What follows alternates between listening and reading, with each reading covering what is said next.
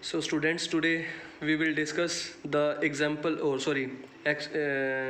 question number 9.5 from the 9th chapter, and the name of the chapter is ray optics and optical instrument.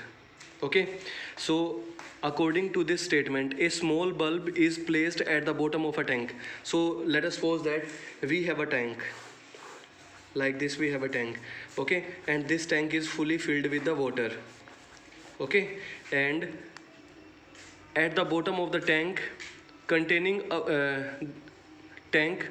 water to the depth of 80 centimeter. So let us suppose that it is the surface we have, okay, and let us suppose that it is the depth of the water we have. So the depth of the water we have, that is equal to 80 centimetre. तो जो depth है वो हमारी 80 centimetre हो जाएगी. तो अगर हम इसको मीटर में कन्वर्ट करेंगे तो हमारे पास क्या आ जाएगा, 0.8 मीटर्स के इक्वल आ जाएगी हमारे पास ये जो हमारी डेप्थ है इसकी. तो ये कह रहा है कि what is the area of the surface of the water through which the light from the bulb can be emerged out. So let us suppose that here is the bulb we have. ठीक है ना, हमने suppose कर लिया कि ये हमारा जो पॉइंट है, इस पॉइंट के ऊपर हमारा बल्ब है, ओके.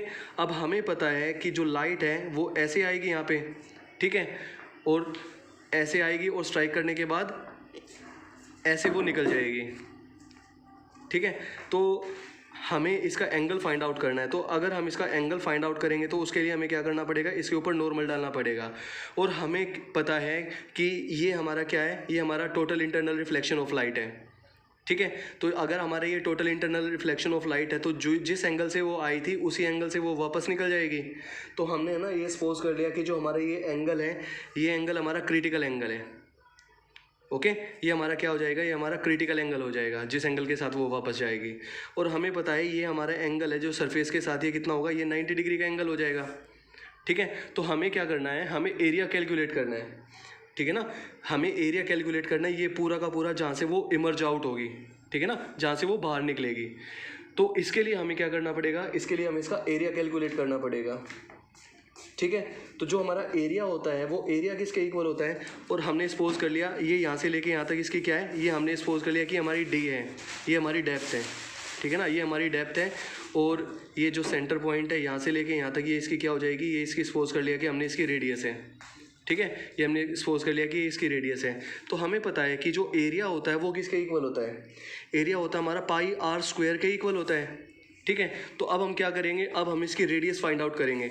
अब ध्यान से देखो बेटा, ये हमारा परपेंडिकुलर है और ये हमारा एंगल आई सी है. तो ये हमारा बेस हो जाएगा और ये हमारा परपेंडिकुलर हो जाएगा, ठीक है.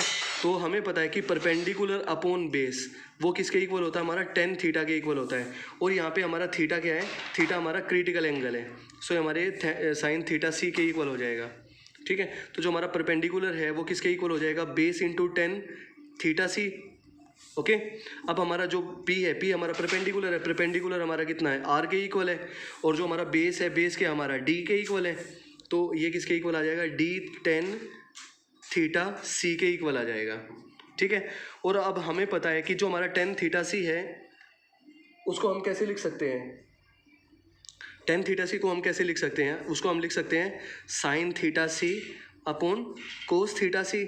अब हम क्या करेंगे, अब हम इसकी वैल्यूज़ है ना यहाँ पे पुट कर देंगे. यहाँ पे हमें क्या कैलकुलेट करना है, हमें एरिया ही कैलकुलेट करना है ना. तो हम क्या करेंगे, इसकी वैल्यू यहाँ पे पुट कर देंगे. तो जब हम आर की वैल्यू यहाँ पे पुट करेंगे तो हमारा एरिया किसके इक्वल आ जाएगा, that will be equal to pi D square sine square theta C upon cos square theta C. अब हमें पता है कि जो हमारा ट्रिग्नोमेट्रिक रेशियो है उसके अकॉर्डिंग हमारा कोस स्क्वायर जो थीटा होता है वो किसके इक्वल होता है, वो इक्वल होता है 1 माइनस साइन स्क्वायर थीटा के इक्वल होता है, ठीक है. तो कोस स्क्वायर थीटा सी को हम कैसे लिख सकते हैं, 1 माइनस साइन स्क्वायर थीटा सी लिख सकते हैं. तो जो हमारी वैल्यू है ए की वो किसके इक्वल आ जाएगी, pi D square sine square theta C upon 1 minus sine square theta C. ये आ जाएगा हमारे पास, ठीक है. अब हमें सबसे पहले क्या फाइंड आउट करना पड़ेगा, हमें सबसे पहले फाइंड आउट करना पड़ेगा, हमें साइन थीटा सी की वैल्यू फाइंड आउट करनी पड़ेगी.